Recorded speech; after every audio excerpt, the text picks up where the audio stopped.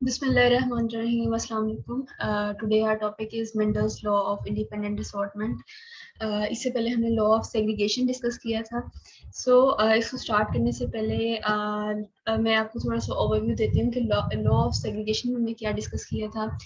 उसमें हमने ये बात की थी कि किसी भी ट्रेट को कंट्रोल करने वाली जीन की जो अलील्स होती हैं, जब गैमेट्स बनते हैं तो वो अलील्स जो हैं वो सेग्रीगेट हो जाती हैं. ठीक है.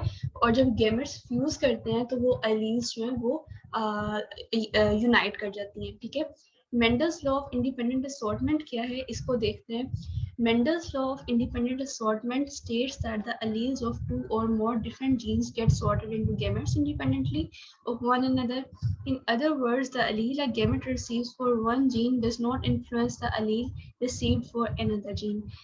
अच्छा, पहले आप ये चीज़ माइंड में रखें कि जब हमने लॉ ऑफ सेग्रीगेशन को डिस्कस किया था तो हमने देखा था कि मेंडल ने मोनोहाइब्रिड क्रॉस करवाया था. ठीक है. मोनोहाइब्रिड क्रॉस क्या था कि ऐसे दो ऑर्गेनिजम्स जो सेम हैं बट उनमें कोई एक ऐसी ट्रेट है जो डिफरेंट है. ठीक है. सिर्फ एक ट्रेट डिफरेंट होती है. उन दो ऑर्गेनिजम्स को क्रॉस करवाना उसको कहते हैं मोनोहाइब्रिड क्रॉस. और इस लॉ को जनरेट करने से पहले मेंडल ने डाईहाइब्रिड क्रॉस परफॉर्म किया था. डाईहाइब्रिड क्रॉस क्या होता है कि ऐसे दो ऑर्गेनिजम्स जो सेम हैं, जिनकी सारी ट्रेड्स सेम है बट दो ट्रेड्स जो हैं वो डिफरेंट हैं एक दूसरे से. ऐसे दो ऑर्गेनिज्म को क्रॉस करवाना उसको कहते हैं डाईहाइब्रिड क्रॉस. पहले जब हम लोग लॉ ऑफ सेग्रीगेशन पढ़ रहे थे तो हम एक ही ट्रेड को डिस्कस कर रहे थे कि टॉल है या ड्वार्फ है या उसका कलर पर्पल है या वाइट है. इसमें हम दो ट्रेड्स को लेके चलेंगे. ठीक है. अब ये जो लॉ है ना, ये आपको तब समझ लगेगा जब हम लोग आगे इसकी डिटेल देखेंगे.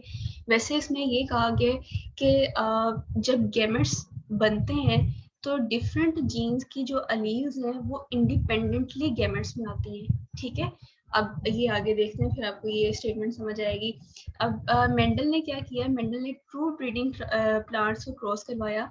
एक थे येलो राउंड सीड्स और एक थे wrinkled green seeds. True breeding plants कौन से होंगे, जो होमोजाइगस होंगे. ठीक है. अब जब मेंडल ने जो लॉ ऑफ सेग्रीगेशन परफॉर्म किया था उसमें उसको ये तो पता चल गया कि कौन सी ट्रेड जो है वो डोमिनेंट है, कौन सी रिसेसिव है. ठीक है. तो अब इस जो लॉ है उसमें हमें ये नहीं पता करना पड़ेगा कि कौन सी डोमिनेंट है कौन सी रिसेसिव है, ये हमें ऑलरेडी पता है. ठीक है. इसमें हमें पता है कि जो मेंडल ने ये बताया कि जो राउंड और येलो सीड्स है ना वो डोमिनेंट ट्रेड्स हैं. ठीक है. इसलिए उसने जो इसको कैपिटल लेटर्स के साथ शो किया हुआ है. रिंकल्ड और ग्रीन सीड्स जो हैं वो रिसेसिव है, इसीलिए उसको स्मॉल लेटर्स के साथ शो किया गया है. अच्छा, इस लॉ को जनरेट करने से पहले मेंडल के माइंड में दो क्वेश्चंस थे. ठीक है. दो पॉसिबिलिटीज थी. वो क्या क्या थी, फर्स्ट देखते हैं. Whether the alleles of different genes are transmitted together during gamete formation in the same combination as in original parent. अच्छा, ओरिजिनल पेरेंट की जो डिफरेंट जीन्स हैं उसकी अलील्स का जो कॉम्बिनेशन ओरिजिनल पेरेंट में है सेम उसी तरह जो है वो गैमेट्स में ट्रांसफर होगा. जैसे ओरिजिनल पेरेंट जो है वो राउंड और येलो थे. ठीक है. तो जो बच्चे हैं वो भी आगे सारे राउंड और येलो ही होंगे, या जो पेरेंट था वो ग्रीन और रिंकल थे. जो आगे जो बच्चे हैं सारे वो या तो यही पॉसिबिलिटी है कि या सारे बच्चे जो हैं वो, या आप ये भी कह सकते हो कि हाफ बच्चे जो है वो राउंड और येलो होंगे या हाफ जो है वो रिंकल्ड और ग्रीन ही होंगे. मतलब कहने का मकसद ये है कि हमेशा येलो राउंड के साथ ही रहेगा और रिंकल्ड ग्रीन के साथ ही रहेगा ट्रेड. या ये भी हो सकता है, सेकंड पॉसिबिलिटी ये है, whether the alleles of different genes are transmitted independently of each other during gamete formation. कि जो alleles हैं वो independently transfer होती हैं gamete formation में. कि जो राउंड है वो रिंकल्ड भी हो सकता है या जो ग्रीन है वो राउंड भी हो सकता है. ठीक है. सेकंड पॉसिबिलिटी ये थी. फर्स्ट ये थी कि राउंड के साथ हमेशा येलो सीड ही रहेगा. ठीक है. और रिंकल के साथ ग्रीन ही रहेगा. सेकंड पॉसिबिलिटी में ये है कि किसी भी तरह का सीड बन सकता है, कि जो ग्रीन है वो राउंड भी हो सकता है या जो येलो सीड है वो रिंकल्ड भी हो सकता है. ठीक है. अब देखते हैं दोनों पॉसिबिलिटीज को क्रॉस करवाते हैं और देखते हैं कौन सी जो हाइपोथेसिस है वो ठीक है. अच्छा, ये हमारे पास पी जनरेशन है. ये था जो ओरिजिनल पेरेंट थे वो हमारे पास एक सीड था, वो था येलो और राउंड। दूसरा सीड था हमारे पास रिंकल्ड और ग्रीन, ठीक है।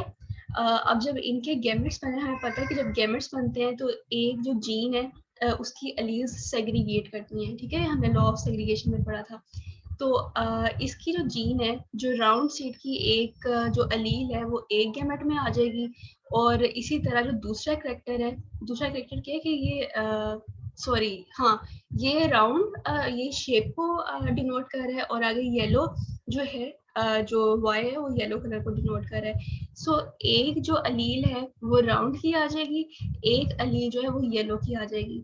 इसी तरह जो ये वाला सीड है, इसकी एक अलील हमारे पास आएगी रिंकल्ड की, और एक अलील हमारे पास आएगी ग्रीन की, ठीक है।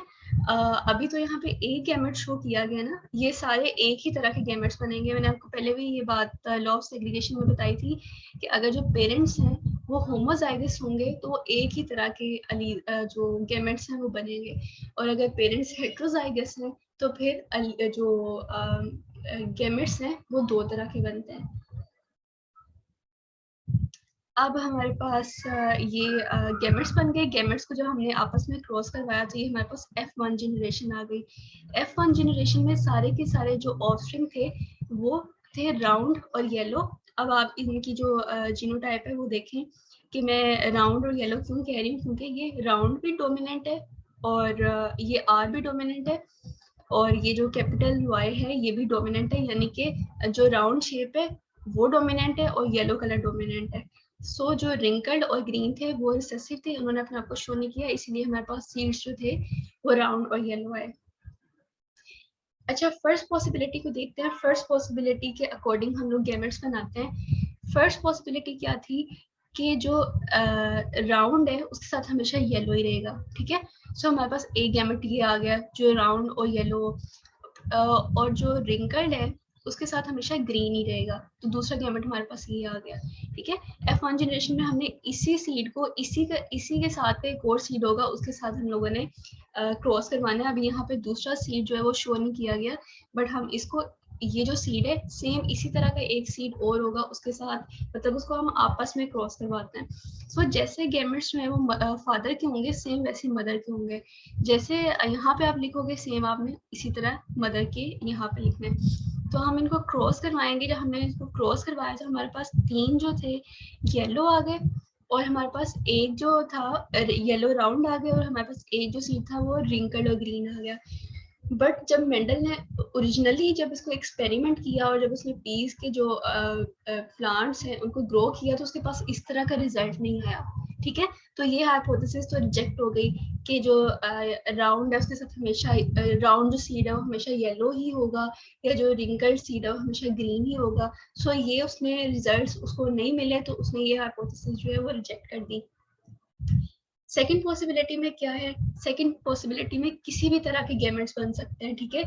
जैसे ये जो राउंड है वो ग्रीन भी हो सकता, जो राउंड है वो येलो भी हो सकता है, और राउंड जो है वो ग्रीन भी हो सकता है, ठीक है। इसी तरह रिंकल्ड सीड जो है वो येलो भी हो सकता है और रिंकल्ड ग्रीन भी हो सकता है। तो ये चार तरह के गैमेट्स बनेंगे। पहला गैमेट बनेगा ये राउंड और येलो। पहले आपने ये जो कैपिटल आर है ना इसको आपने ये कैपिटल वाई और स्मॉल वाई के साथ मल्टीप्लाई कर देना है। फिर जो आपका स्मॉल वाई है इसको आपने कैपिटल वाई और स्मॉल वाई के साथ आपने मल्टीप्लाई कर देना है। सो ये चार तरह के गैमेट्स बनेंगे। देखें, पहले इस आर को आप इससे मल्टीप्लाई करें तो कैपिटल आर और कैपिटल वाई बन गया। फिर आपने ये जो स्मॉल आर है इसको आपने इसके साथ मल्टीप्लाई किया तो ये स्मॉल आर और कैपिटल वाई बन गया, ठीक है। आप किसी भी तरह किसी भी आप सीक्वेंस में इसको कर लोगे ना, बस आपने चार तरह के गैमेट्स बनाने हैं जिसमें हर तरह की पॉसिबिलिटी हो कि अगर येलो सीड है उसको वो राउंड भी होगा और वो रिंकल्ड भी होगा, ठीक है। अगर ग्रीन सीड है तो वो राउंड भी होगा वो रिंकल्ड भी होगा। बाकी आप इसको किसी भी सीक्वेंस में लिख लें, बट आपने ये माइंड में रखना है कि जिस सीक्वेंस में आप यहाँ लिखेंगे सेम उसी सीक्वेंस में आपने यहाँ पे लिखना है, ठीक है। सो चार तरह के आपके पास गैमेट्स बन गए। इसी तरह यहाँ पे एग्स के भी चार तरह के गैमेट्स बन गए। आपने इसको क्रॉस करवाना है, और जब आप क्रॉस करवाओगे तो आपने ये माइंड में रखना है कि आर आर को हमेशा साथ में लिखना है और वाई को हमेशा साथ में लिखना है। तो हमारे पास रिजल्ट क्या निकले, हमारे पास रिजल्ट निकला कि हमारे पास 9 जो थे वो येलो राउंड सीड्स थे, 3 जो सीड्स थे, टोटल 16 थे, और उसके बाद जो ग्रीन राउंड सीड्स थे वो 3 थे, येलो रिंकल्ड सीड्स भी 3 थे, और ग्रीन रिंकल्ड सीड 1 थे, यानी कि रेशो हमारे पास 9:3:3:1 आई। अब देखें उसने जब क्रॉस करवाया तो उसको सेम इसी तरह के रिजल्ट्स मिले। उसके जो ओरिजिनली प्लांट्स थे वो ऑलमोस्ट 550 या 536 के अराउंड थे, और उसको सेम यही रेशो मिली थी। सो उसकी जो सेकंड पॉसिबिलिटी थी वो उसने उसको एक्सेप्ट किया, और सेकंड पॉसिबिलिटी के अकॉर्डिंगली उसने लॉ को जनरेट किया। ठीक है, अब देखो जो सेकंड पॉसिबिलिटी है उसमें हर तरह के जो कॉम्बिनेशंस हैं वो आ रहे हैं। अब वो जो वो डायग्राम थी, दोनों मैंने आपको जो शो की उसको इकट्ठा करके बताया कि एक पॉसिबिलिटी ये थी जिसमें डिपेंडेंट असॉर्टमेंट होती है, डिपेंडेंट असॉर्टमेंट हमने रिजेक्ट कर दी, हमने कहा कि इंडिपेंडेंट असॉर्टमेंट होती है। ठीक है, अब इसमें ये बताया गया कि जो लॉ ऑफ असॉर्टमेंट है ये तब रिवील हुआ जब उसने डायहाइब्रिड क्रॉस करवाया। ठीक है, डायहाइब्रिड क्रॉस का क्या बताया हुआ है कि कोई भी दो वैरायटीज जो कि दो कैरेक्टरिस्टिक्स में वेरी कर रही है उसको डायहाइब्रिड क्रॉस करवाते हैं, कहते हैं। और मेंडल ने जब डायहाइब्रिड क्रॉस करवाया तो उसके पास ये रिजल्ट्स आए। पी जनरेशन में उसने येलो राउंड येलो सीड्स लिए और रिंकल ग्रीन सीड्स लिए। F1 जनरेशन में उसको जितने भी प्लांट्स थे सब येलो राउंड येलो सीड्स मिले। और जो F2 जनरेशन थी उसमें उसको जो रेशो मिली वो थी 9:3:3:1। ठीक है, 9 थे राउंड येलो, 3 थे रिंकल्ड येलो, 3 थे ग्रीन राउंड ग्रीन, और 1 थे रिंकल्ड ग्रीन। ठीक है, ये आज का लेक्चर था। इसके बाद एक वीडियो है वो आप देखें, और आपको अगर आप वो वीडियो ठीक से देख लेते हैं ना तो आपको हर चीज़ जो है वो क्लियर हो जाएगी।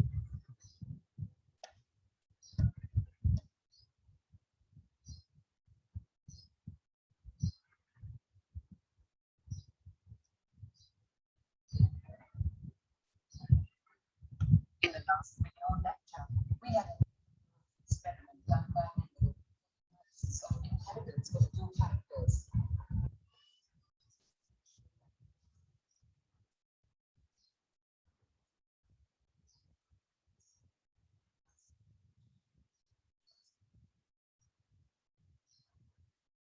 Crossed through green plant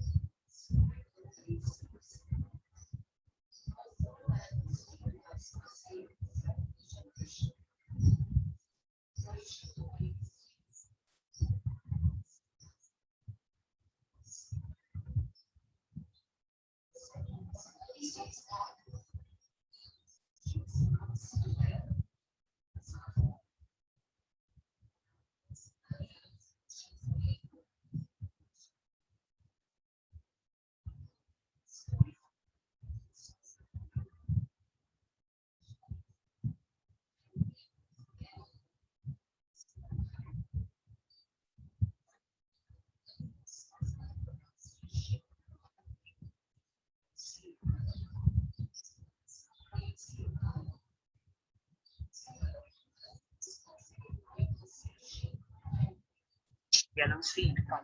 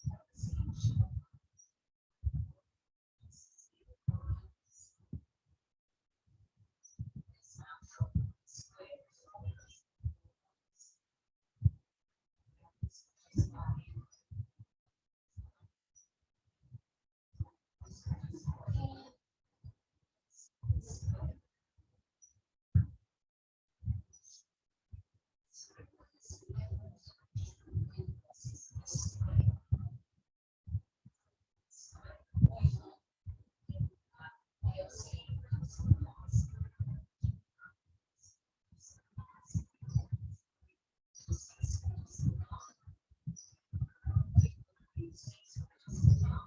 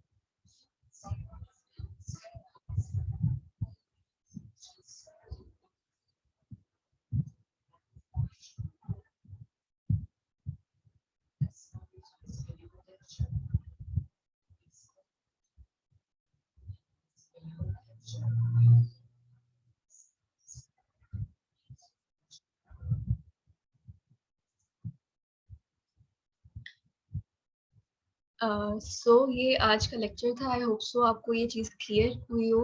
और ये जब हमने मायोसिस पढ़ा था तब हमने ये चीज़ डिस्कस की थी कि इंडिपेंडेंट असॉर्टमेंट किस स्टेज पे होती है। मेटाफेज 1 पे मैंने आपको बोला था कि ये इंडिपेंडेंट असॉर्टमेंट होती है, फिर मेटाफेज 2 भी इस चीज़ में इन्वॉल्व होता है। सो ये क्वेश्चन आ सकता है इनके ये इंडिपेंडेंट असॉर्टमेंट होती किस स्टेज पे है। एक तो आपने ये चीज़ याद रखनी है, और इसके अलावा आपका कोई भी क्वेश्चन हो, कोई भी कंफ्यूजन हो तो आप मुझसे पूछ सकते हैं। Thank you.